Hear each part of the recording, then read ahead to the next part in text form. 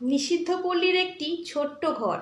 লে বাবু, যা করবি একটু তাড়াতাড়ি শুরু কর, আমাকে আবার অন্য খদ্দের ধরতে হবে। ছেলেটি তখন বলল, একটি সিগারেট খেতে পারি? মেয়েটি বলল, ঢং কত, যা খাবে খাও।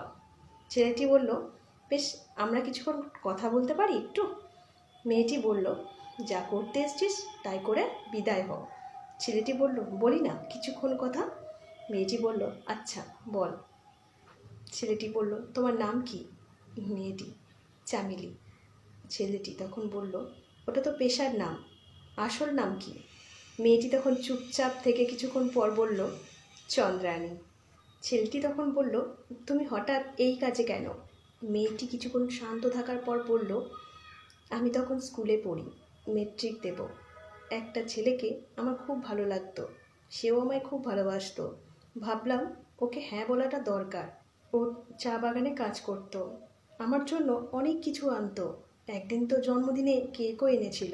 জানিস বাবু, আমি কোনোদিনও কেক কাটিনি। সেদিন না আমার খুব ভালো লেগেছিল, আর সে আমায় খুব ভালোবাসতো। তবে মাঝে মাঝে বলতো আমাকে কাছে পেতে চায়, কিন্তু আমি বলতাম এগুলো বিয়ের পর।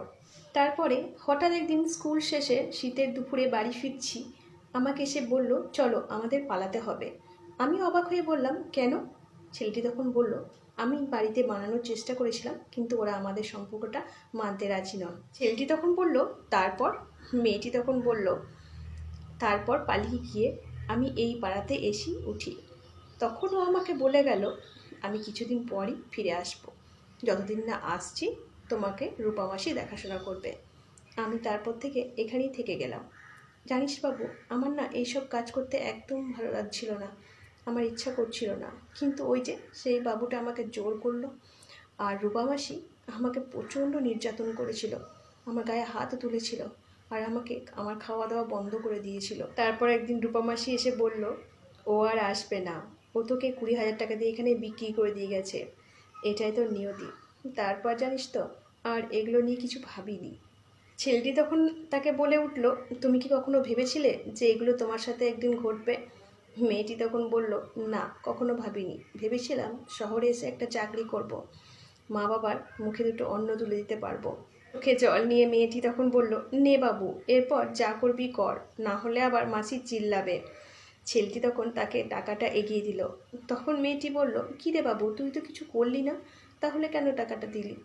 তখন ছেলেটি বলল, এই তো তোমার গল্পগুলো শুনলাম, তারই দাম এটা। কিছুদিন পর নিষিদ্ধ পল্লীরই একটি মেয়ে এসে তাকে বলল যে, তোকে আর এই কাজ করতে হবে না, তোর ছুটি। তখন চামেলি বলে উঠল, কেন?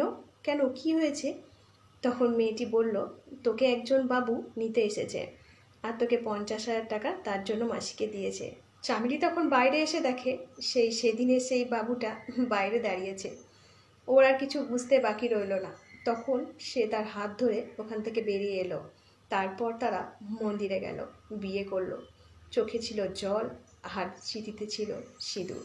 মেয়েটি তখন বলল, তুমি বাড়িতে কি বলবে?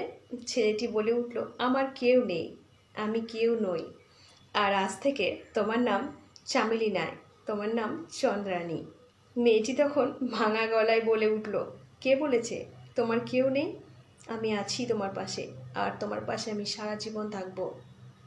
বন্ধুরা, আমার এই ভিডিওগুলো যদি তোমাদের ভালো লেগে থাকে, একটা লাইক, শেয়ার, কমেন্ট করতে কিন্তু একদম ভুলবে না।